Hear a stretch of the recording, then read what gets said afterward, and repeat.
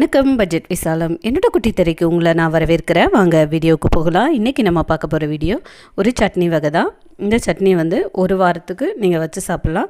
ஃப்ரிட்ஜில் வச்சு சாப்பிட்றதுக்கு எப்படி, ஃப்ரிட்ஜு இல்லாமல் வித்தவுட் ஃப்ரிட்ஜ் எப்படி வச்சு சாப்பிட்லாம் அப்படிங்கிறத வீடியோவை ஸ்கிப் பண்ணாமல் பாருங்கள். ரொம்ப கொஞ்சம் இன்க்ரீடியண்ட் தான் இதுக்கு தேவையானது. காஞ்ச மிளகா, பூண்டு, அப்புறம் கொஞ்சமாக புளி, உப்பு, நல்லெண்ணெய் எடுத்துக்கோங்க. எண்ணெயிலே நல்லா ட்ரையாக வச்சுக்கோங்க. இப்போ எண்ணெய் விட்டுக்கோங்க. ஒரு டேபிள் ஸ்பூன் அளவுக்கு எண்ணெய் நல்லா விட்டுக்கோங்க. எண்ணெய் கொஞ்சம் காயட்டும்.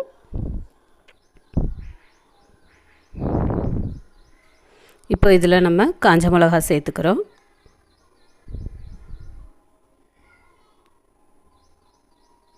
காஞ்ச மிளகாவை நல்லா வறுத்து எடுங்க. வறுக்கிறப்ப அது நார்மலாக இருக்கிறத விட நல்லா உப்பி வரும். அந்த மாதிரி வந்தால் தான் உங்களுக்கு நல்லா வறுப்பட்டுருக்குன்னு அர்த்தம்.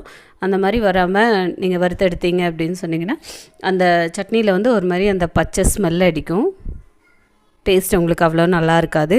இதில் நீங்கள் ஒன்று அல்லது 2 இல்லை பாதிக்கு பாதி காஷ்மீரி சில்லி எடுக்கிறனாலும் எடுத்துக்கலாம்.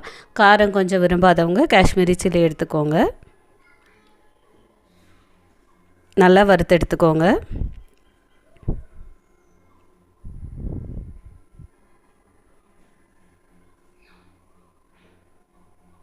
நல்லா வறுபட்டு இப்போ காஞ்ச மிளகாவை வறுத்து எடுத்துட்டோம். அதே எண்ணெயில் இப்போ நம்ம பூண்டை சேர்த்துக்கிறோம்.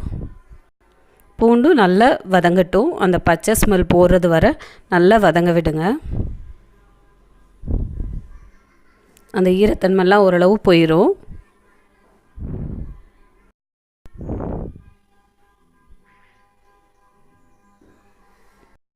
நல்லா பூண்டு வதங்கியிருக்கு பாருங்கள். அந்த ஈரத்தன்மை போய் அந்த கலர் சேஞ்ச் ஆகி போயிருக்கு. இந்த டைமில் நீங்கள் ஸ்டவ் ஆஃப் பண்ணிட்டு புளியை சேர்த்துக்கோங்க.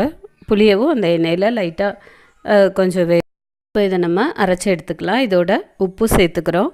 இப்போ நீங்கள் ஃப்ரிட்ஜில் இல்லாமல் ஸ்டோர் பண்ணணும் அப்படின்னு நினச்சிங்கன்னா, வெளியில் வச்சு ஸ்டோர் பண்ணணுன்னா இதில் ஆயில் மட்டும் விட்டு அரைங்க. தண்ணி ஒரு துளி கூட விடாதீங்க.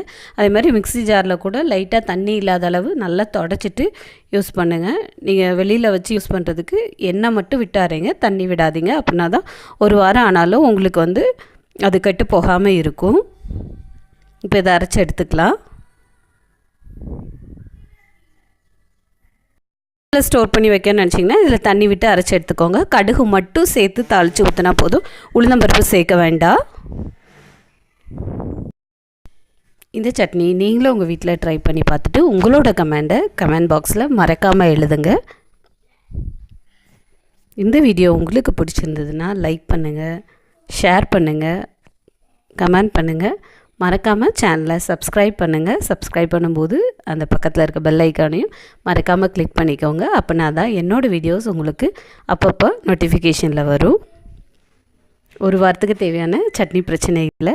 தேங்க்யூ ஃபார் வாட்சிங். அடுத்து ஒரு நல்ல வீடியோவில் பார்க்கலாம். பாய்.